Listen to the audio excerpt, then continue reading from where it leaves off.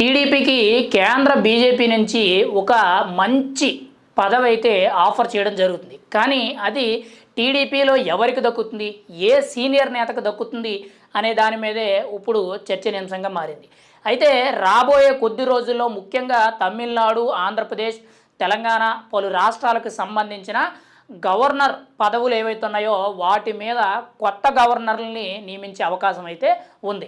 అయితే ఇప్పటికే కూడా కేంద్ర ప్రభుత్వం అయితే కొత్త గవర్నర్ల నియామకం అనేది ఏర్పాటు చేయడం అయితే జరుగుతుంది. ఈ నేపథ్యంలో ఆల్రెడీ కూటమి ప్రభుత్వంలో కలిసి పనిచేస్తున్న టీడీపీ, బీజేపీ కూడా ముఖ్యంగా ఒక మాట మీదే ఒకే తాటి మీద పనిచేయడంతో తెలుగు రాష్ట్రాల్లో ముఖ్యంగా కొత్త గవర్నర్ల కింద టీడీపీకి ఒక సీనియర్ నేతకి ఇవ్వబోతున్నట్లు పెద్ద ఎత్తున ప్రచారం జరుగుతుంది. మరి ఆ సీనియర్ నేత ఎవరు అనంటే చంద్రబాబు నాయుడు గారితో సమానంగా దాదాపుగా 40 ఏళ్లకు పైగా రాజకీయ అనుభవం ఉన్న, ముఖ్యంగా గతంలో ఎమ్మెల్యేగా, ఎంపీగా, మంత్రిగా, కేంద్ర మంత్రిగా పనిచేసిన విజయనగరం మాజీ ఎమ్మెల్యే, మాజీ మంత్రివర్యులు అశోక్ గజపతిరాజుకి టీడీపీ పార్టీ తరపున అంటే కేంద్ర ప్రభుత్వం తరపు నుంచి ముఖ్యంగా గవర్నర్ పదవి అనేది కట్టబెట్టబోతున్నట్టు చాలా పెద్ద ఎత్తున సమాచారం అయితే తెలుస్తుంది. అయితే ఇదే రేసులో అంటే ఈ గవర్నర్ పదవి రేసులో కూడా తెలుగు రాష్ట్రాల నుంచి ముఖ్యంగా టీడీపీ నుంచి ఇద్దరు అభ్యర్థులు అయితే ఉన్నారు. అందులో మొదటగా ఫస్ట్ ప్రయారిటీ కింద 99% ఖచ్చితంగా చంద్రబాబు నాయుడు గారి తర్వాత టీడీపీ పార్టీలో అంతటి సీనియర్ నేత ఎవరైనా ఉన్నారు అని అంటే అది అశోక్ గజపతిరాజు గారు. ముఖ్యంగా ఆయన తర్వాత కీలకంగా చూసుకుంటే యనమల రామకృష్ణుడు.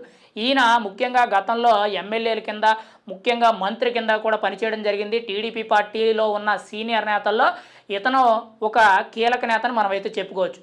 అయితే మొదటగా అశోక్ గజపతిరాజుకే ఖచ్చితంగా దక్కే అవకాశం ఉందన్నట్టు, ముఖ్యంగా చంద్రబాబు నాయుడు గారు కూడా ఆయన పేరే మొదటగా ప్రిఫర్ చేస్తున్నట్టు కొంత సమాచారం అయితే తెలుస్తుంది. ఇప్పటికే కూడా 2 తెలుగు రాష్ట్రాల్లో కూడా గవర్నర్లు మార్చే అవకాశం ఉంది, మిగిలిన రాష్ట్రాల్లో కూడా గవర్నర్లు మార్చే అవకాశం ఉంది. కాబట్టి ముఖ్యంగా కూటమిలో భాగమైన టీడీపీ తరపున టీడీపీలో ఉన్న సీనియర్లకి బాగా రాజకీయ అనుభవం ఉన్న పండితులు, చాణక్యులు ఎవరైతే ఉన్నారో వాళ్ళకి గవర్నర్ పదవి అనేది అంటే వాళ్ళ యొక్క పదవి విరమణ అంటే రాజకీయంగా వాళ్ళ పదవి విరమణ జరిగేలోపు ఒక మంచి పదవిలో వాళ్ళు కూర్చోబెట్టాలని చెప్పి చంద్రబాబు నాయుడు గారు కూడా ఆలోచిస్తున్నారు.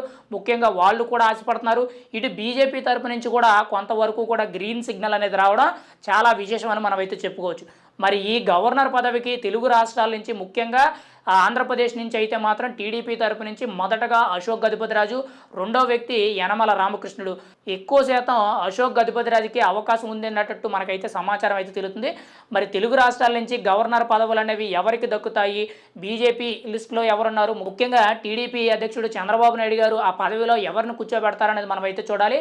ఏది ఏమైనా సరే కూటమి ప్రభుత్వంలో టీడీపీ అనేది అవకాశంగా ఉండడంతో గతంలో కూడా 2 కేంద్ర మంత్రి పదవులు దక్కించుకోవడం జరిగింది, రాజ్యసభలు తగ్గించుకోవడం జరిగింది. ఇటు ఆల్రెడీ రాష్ట్ర ప్రభుత్వంలో కీలక పొట్టు అనేది టీడీపీ అధిష్టానంలో ఉండడం జరిగింది. కాబట్టి ఇప్పుడు ముఖ్యంగా గవర్నర్ పదవుల కోసం అయితే చాలా కీలకంగా చర్చనీయాంశంగా మారింది. ఆ పదవుల్లోకి ఖచ్చితంగా 100కి 100 అశోక్ గజపతిరాజు గారికి ఇచ్చే అవకాశం ఉందన్నట్టు సమాచారం అయితే తెలుస్తుంది. మరి గవర్నర్ పదవులు ఎవరికి దక్కుతాయి, చంద్రబాబు నాయుడు గారు ఎవరికి ఆ పదవి కట్టబెడతారు, ముఖ్యంగా బీజేపీ లిస్టులో ఎవరున్నారనేది మనం అయితే ఎదురు చూడాలి.